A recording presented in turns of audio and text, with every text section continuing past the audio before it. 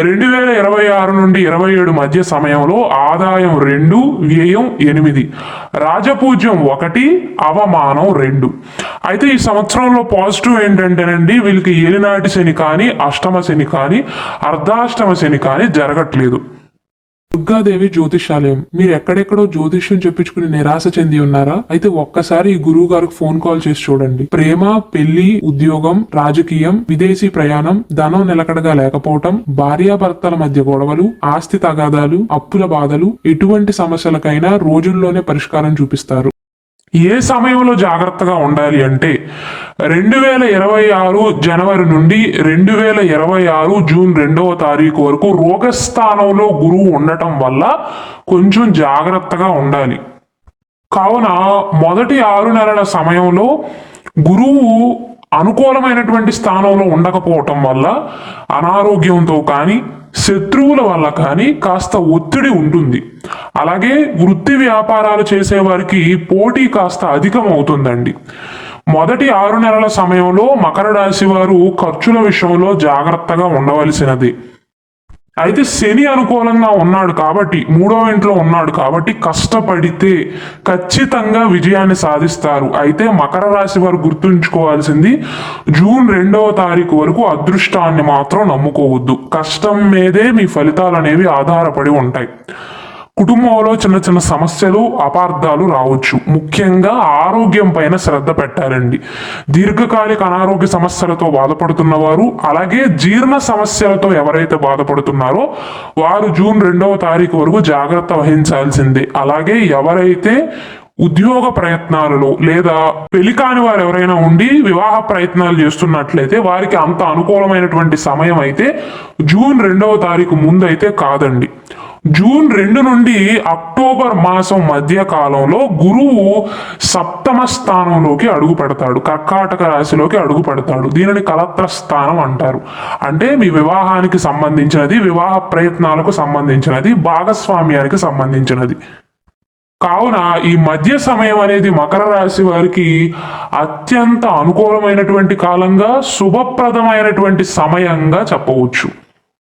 గురువు 7వ ఇంట్లోకి మారిన తర్వాత, అంటే జూన్ మాసం తర్వాత, జూన్ 1 నుండి కూడా వృత్తి జీవితంలో స్థిరత్వం వస్తుంది.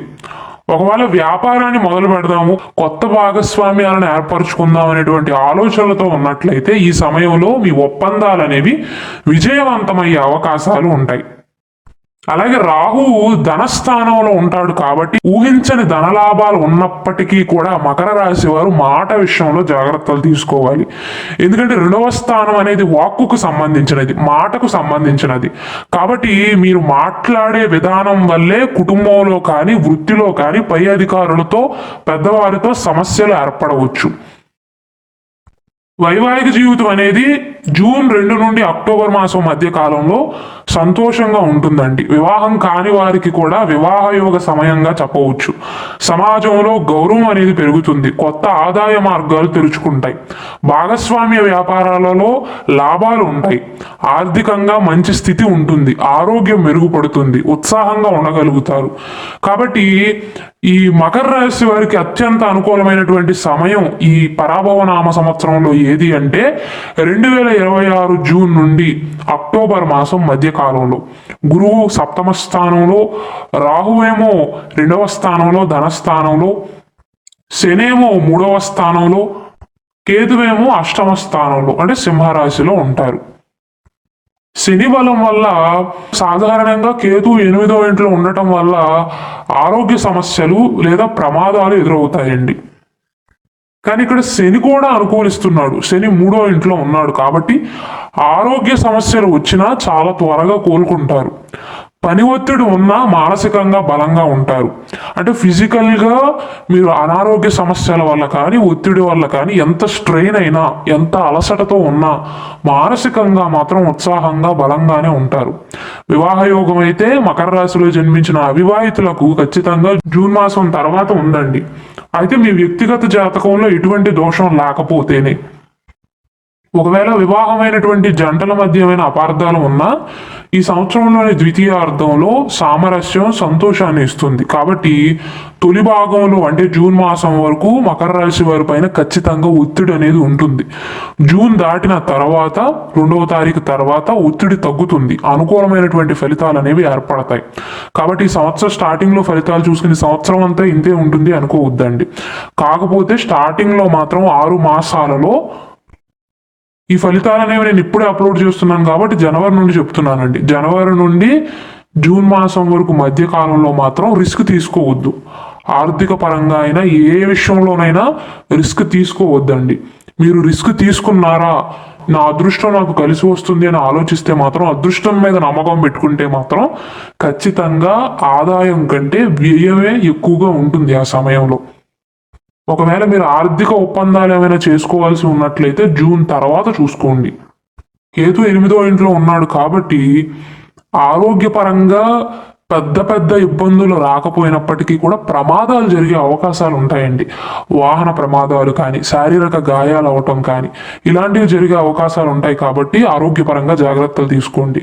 ఒకవేళ మీకు ఏదైనా అనారోగ్య సమస్య వచ్చినా శని బలంగా ఉన్నాడు కాబట్టి త్వరగానే కోలుకోగలుగుతారు. అసలు రాకుండా ఉండటానికి ముందు జాగ్రత్తలు తీసుకోండి. విద్యార్థుల విషయానికి వస్తే జూన్ మాసం వరకు గురువు 6వ ఇంట్లో రోగస్థానంలో శత్రుస్థానంలో ఉండటం వల్ల పోటీని ఎదుర్కోవాల్సి వస్తుంది. కష్టపడి చదివితేనే అంతంత మాత్రంగా ఫలితాలు ఉంటాయి. 2026 సంవత్సరం అక్టోబర్ నుండి సంవత్సరం చివరి వరకు గురువు 8వ స్థానంలో సింహరాశిలోకి మారతాడండి. మళ్ళీ ఇది కొంచెం జాగ్రత్తగా ఉండవలసినటువంటి సమయమే. గురువు అష్టమంలో ఉంటాడు. ఆర్థికంగా కొన్ని ఒడిదుడుకులు ఉంటాయి, ఖర్చులు పెరిగే అవకాశాలు ఉంటాయి, ఊహించని నష్టాలు రావచ్చు. పెద్ద పెద్ద పెట్టుబడులకు దూరంగా ఉండండి. మీకు అత్యంత అనుకూలించే సమయం వల్ల జూన్ నుండి అక్టోబర్ వరకు అండి. June, July, August, September, October 31వ తారీఖు వరకు. అక్టోబర్ 31వ తారీఖు నుండి డిసెంబర్ 5వ తారీఖు వరకు రాహుకేతువుల యొక్క స్థానాలు అనేవి అలాగే ఉంటాయి. డిసెంబర్ 5వ తారీఖు తర్వాత రాహువేమో 1వ ఇంట్లోకి, కేతువేమో 7వ ఇంట్లోకి వస్తారు. ఉద్యోగంలో ఒత్తిడి, పై అధికారుల వల్ల సమస్యలు రావచ్చు. ముఖ్యంగా భాగస్వామ్య వ్యాపారాలు ఎవరైతే చేస్తున్నారో నష్టాలు రాకుండా జాగ్రత్త పడాలి. మీ భాగస్వాములతో అంటే మీ బిజినెస్ పార్ట్నర్స్తో చిన్న చిన్న అపార్థాలు ఉండవచ్చండి. జాబ్ ట్రయల్స్కి ఏ సమయం అనుకూలం అంటే ఈ సంవత్సరంలో ఉద్యోగ ప్రయత్నాలకు శని 3వ ఇంట్లో ఉండటం వల్ల మీ ప్రయత్నాలు అనేవి విజయవంతం అవుతాయి. ఎప్పుడైతే గురువు 7వ ఇంట్లోకి మారతాడు అంటే జూన్ నుండి అక్టోబర్ మాసం మధ్య కాలంలో మరిన్ని మంచి అవకాశాలు లభిస్తాయి ఉద్యోగ మార్పుకు, కొత్త ఉద్యోగ ప్రయత్నాలకు. కాబట్టి మొత్తం మీద చూసుకున్నట్లయితే మకర రాశి వారికి శ్రీ పరాభవనామ సంవత్సరం అనేది సాధారణంగా ఉంటుందండి. సాధారణంగా ఎందుకు అంటున్నాను అంటే స్టార్టింగ్లో 6 నెలలు అనుకూలించట్లేదు. జనవరి నుండి కనుక చూసుకున్నట్లయితే మళ్ళీ అక్టోబర్, నవంబర్, డిసెంబర్ ఈ మాసాలు అనుకూలించట్లేదండి. ధనాదాయ పరంగా ధనస్థానంలో ఉండేటువంటి రాహువు, 7వ స్థానంలోకి వచ్చేటువంటి గురువు, 3వ స్థానంలో ఉండేటువంటి శని జూన్ నుండి అక్టోబర్ మాసం మధ్య కాలంలో అంటే ఈ మధ్య 6 నెలల్లో 6 మాసాలలో మకర రాశి వారికి అన్ని విధాలా యోగిస్తుంది.